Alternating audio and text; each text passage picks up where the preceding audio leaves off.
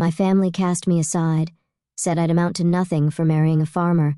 Now I'm CEO of a $5 million empire and they begged, but my answer left them broken. My name is Amy, and now, at 36, I am a farmer. It's been 18 years since I walked away from my family home. From this point on, the time I spend living my chosen life will surpass the time I spent in my family home. A thought that fills me with sentimentality. Our family home was in the city, with my father working in a corporate job and my mother as a stay-at-home mom. It was a family of 4, including my elder brother born a year ahead of me. My parents were the sort who made no secret of ranking their children, with my brother always receiving preferential treatment. The meals we had and the grandeur of our birthday gifts were consistently superior for him. He flaunted his supposed superiority and always belittled me. Loneliness and cries for attention punctuated my childhood, but my parents remained unyielding. I eventually gave up. The turning point in my life came during the summer of my second year in high school. My brother, aiming for a top-tier university, was struggling with poor mock exam results. Frustrated, he vented his anger on me. My parents, treating him with utmost care as if he were a fragile object, piled household chores on me, leaving no time for my studies. Because I outperformed my brother academically, they attempted to lower my grades to boost his spirits. It made no sense. It was during this time that a teacher at my high school mentioned a rural experience program, a 2-night getaway immersion in country life. Students could stay at a host farm, harvest vegetables, and cook together. It was an opportunity to escape my toxic home environment, and I bravely signed up for it despite my father's objections. He had always dismissed agriculture as a career for those who couldn't secure corporate jobs, while my mother scoffed at me, questioning my sanity for willingly embracing manual labor and getting dirty in the mud. I defied my parents' opposition and used my saved pocket money to participate. It was the first time I'd ever gone against their wishes, and it turned out to be an excellent decision for me. Starved for familial love, it was a truly wonderful experience. Working in the fresh rural air was invigorating, and I discovered the warmth of a family. The eldest son of the host family, John, was a year older than me and the same age as my brother. At first, I was wary because of his age, but John was nothing like my brother. He was kind yet firm, got along well with his parents, and was equally kind to me. John's parents were genuinely gentle people, though it was only 3 days. Parting from the farm left me in tears, and John's mom cried alongside me, saying, "You're welcome back any time." I promised that I would indeed return. Since they didn't use their cell phones much, I started writing them letters regularly. Before long, I began receiving replies from John, and it evolved into an exchange diary. We eventually started dating, a pure long-distance relationship without even a kiss. As my brother failed to get into his first-choice university and ended up in a third-rate private college, I became a college applicant. However, my parents pressured me to get a job instead of pursuing higher education, claiming women didn't need an education. The real reason was likely their fear of me attending a better college than my brother. Since the rural experience, I had dreamed of becoming a farmer. While I could become a farmer without attending college, John was a college student who had moved to the city, deciding to pursue a college education and aiming for a new form of farming.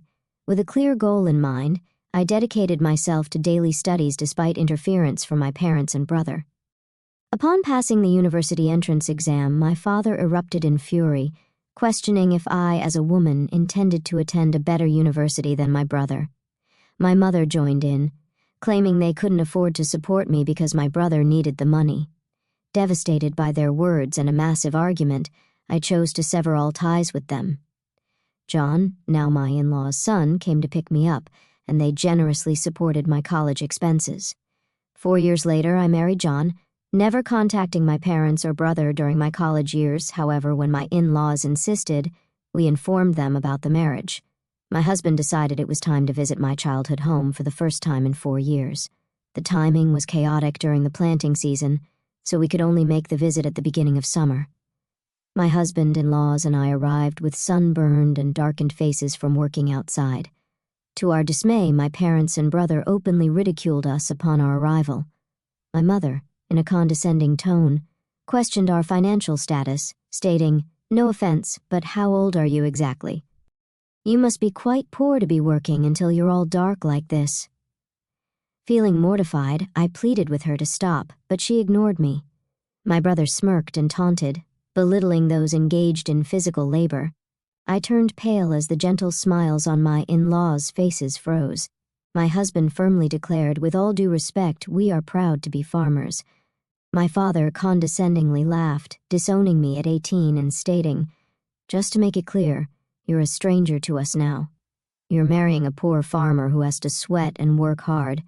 We're going to treat you as if you don't exist. It'll be a problem if you come asking us for money. We don't want to see you anymore." Already disowned at 18, I knew I was on my own, even without explicit confirmation. Despite this, I tried to maintain courtesies. The sympathetic looks from my in-laws and John were difficult to bear. On the way home, I quietly wept and resolved to forget about my biological family. Time passed, and 18 years flew by. The emotional wounds had thoroughly healed. I had given birth to 2 children, and my days were busy but fulfilling. Although I had virtually erased the memories of my parents and my brother, I was informed by a cousin that my brother was getting married. My cousin and I had always been close, occasionally meeting even after my marriage. At the wedding, my cousin said, "I heard they are building a new duplex. I wonder if it's completed." Apparently, both my parents, my brother, and his wife planned to move after the wedding. My cousin knew about the estrangement between my parents and me, that they seemed to think I would attend weddings and funerals. After finishing the phone call with my cousin, I impulsively dialed my mother's cell phone number. However, I was met with an automated message saying, "This number is no longer in use." I tried calling my father next, and again, the same automated message. Had they changed their cell phone numbers? I didn't know my brother's number, so I couldn't call him. With trembling fingers, I dialed the landline for my family home, and it connected. My heart was pounding as I waited for someone to pick up. "Hello?" my brother answered. "Brother, it's Amy," I said, hesitating over what to say next. About to offer congratulations, my brother cut me off. "There's no need for you to do anything. You're a farmer, a stranger to me." "Don't call me," he yelled and hung up the phone. I rushed to call him back only to find that I was already blocked. This was harsh. No matter how much he hated me, we were still family, and it hurt to be rejected like this. Seeing my distress, my husband was concerned and gently asked, "What's wrong? Did something happen?" I couldn't hold back my tears any longer, and when I told him about the conversation, both my husband and my in-laws were as furious as if it had happened to them. "Your home is here, Amy. Your family is with us," my mother-in-law reassured me. Her words moved me to tears, and I wished she was my real mom. She cared about me much more than my blood-related mother ever did. My father-in-law said, comforting me, "You're happy now. That's all that matters. No need to get hurt. The one who laughs is the winner." My husband chimed in saying, "Let's take them as a bad example and make sure we don't turn out like that, even for our children." Not knowing the situation, he hugged me tightly. "Thank you, everyone," I said, feeling warmth in my heart, realizing how happy I was now, even though I wasn't blessed with a supportive biological family. However, things took a drastic turn when my business was featured on national television. My in-laws, originally large-scale grain farmers in the American Midwest, who also grew a wide variety of vegetables and fruits, had a lot of produce that didn't meet the standards. I had studied food business in college and spent a lot of time figuring out how to sell all the produce without waste. Backed by the local farmers union, I started an online business selling jams, juices, and pickles made from slightly damaged fruits and vegetables that couldn't be sold as they were. My business was a huge success. It was a hit with moms who wanted to feed their children safe, domestically produced food, and seniors. The demand for nostalgic homemade pickles from those who cherished the taste of yesteryears led me to build a company. I collaborated with young women like myself who had married into farming families and unemployed individuals. Over time, it flourished into a $5 million business. Our success story garnered an in-depth report, and following the TV broadcast, we received a barrage of attention, orders, and inquiries. Amidst the constant ringing of both the company's phone and my personal smartphone, an unknown number caught my attention. Without much thought, I picked it up, only to discover it was my estranged brother. It appeared he had seen the national television feature on my success and wanted to borrow money to start a business. Swiftly and firmly, I rejected his request. Undeterred, my brother persistently screamed over the phone, urging me to stop arguing and give him the money, asserting that if a woman like me could start a business and make money, he was bound to be successful. The irony struck me.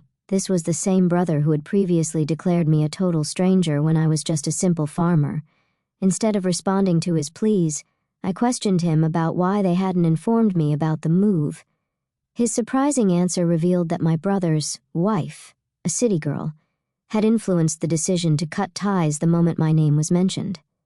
An insight into her character led me to believe she shared the traits of my brother and parents. A few hours later, an unknown number called again, revealing itself as my father. He demanded an explanation for why I, a woman, was a boss and accused me of stealing a man's job. I clarified that both John and my father-in-law were integral to the farming business, and it was only natural. Though somewhat convinced, my father questioned why I hadn't contacted them. I reminded him that he had disowned me, promptly hanging up and blocking his number. Moments later, my mother called, demanding money, stating that I was making $500 million a year and should send funds home. I explained that the business generated $500 million in total revenue after covering expenses and employees' salaries, leaving little left over. My mother accused me of lying, showing no embarrassment in persistently demanding money. Firmly, I asserted that I wouldn't send money to strangers, whether I had it or not, then hung up and blocked her number. I thought that would be the end of it, but I was mistaken. My parents, my brother, and his wife, whom I had never seen before, showed up uninvited at my in-laws' house. My father announced, "Hey, Amy, what a surprise. I'm revoking the disownment." Their desperation for money was astounding. Even my mother-in-law couldn't hide her disbelief and asked, "What on earth is going on with you people?" The discomfort was evident, and my father-in-law and mother-in-law glared at my parents in silence.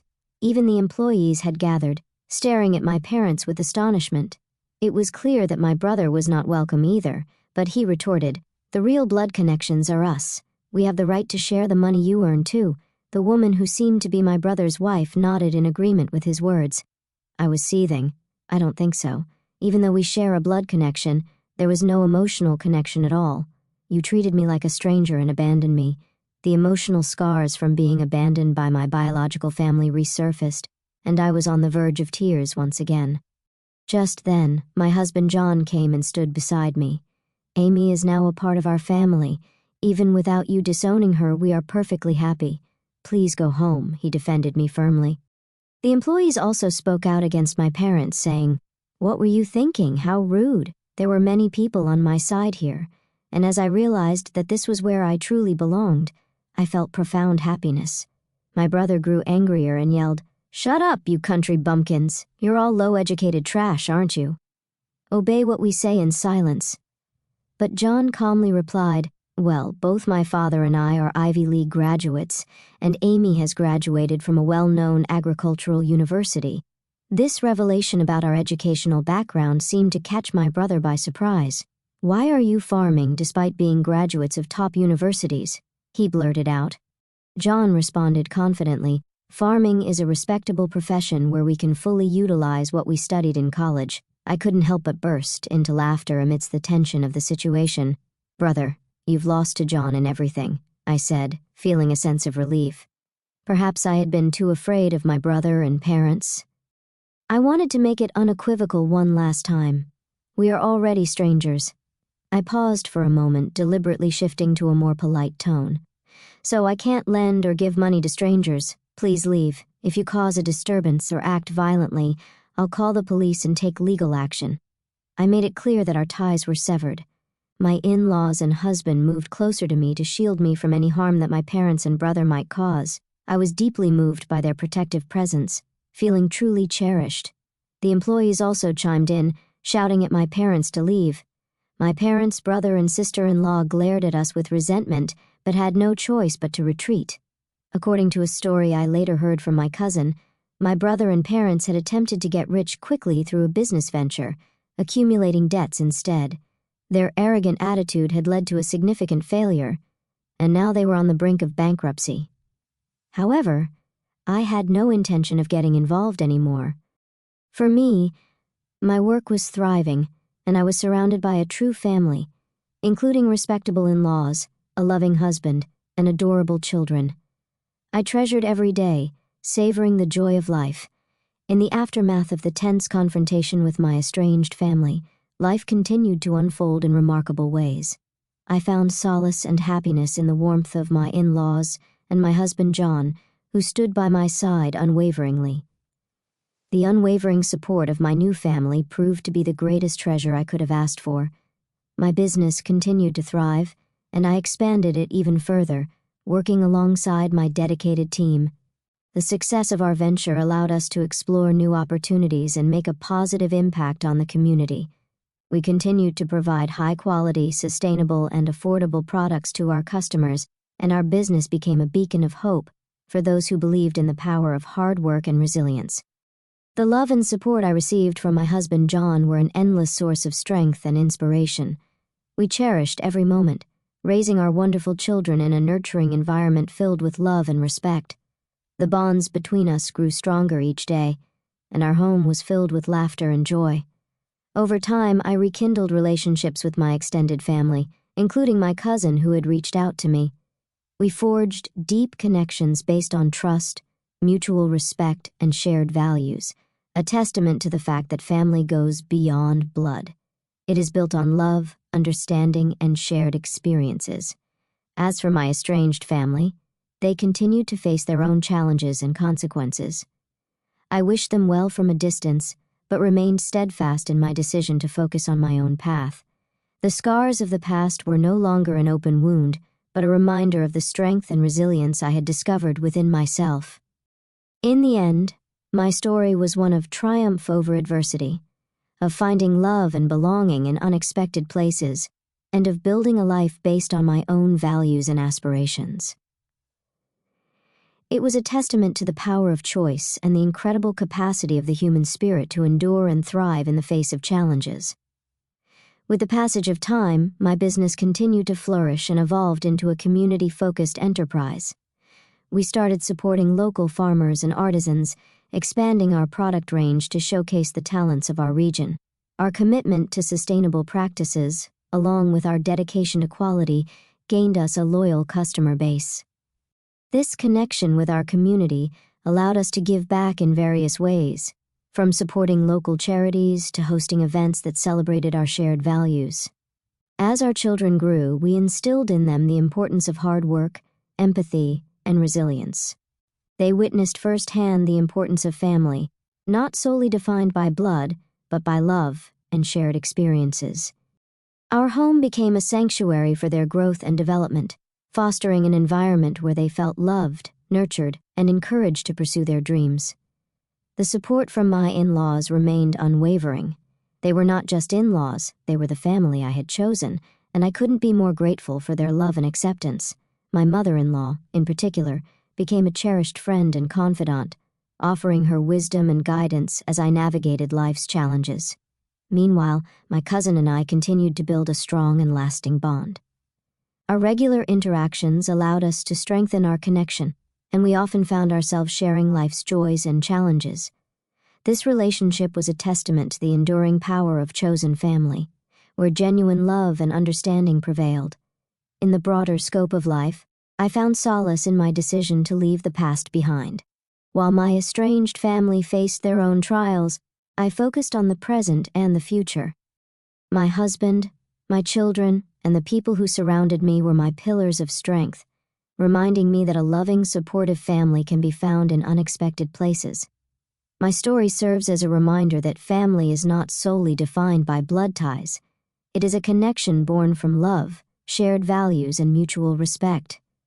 I had come a long way from being disowned by my biological family, and the journey had made me stronger, more resilient, and deeply appreciative of the true meaning of family and the love that can be found in the most unexpected places.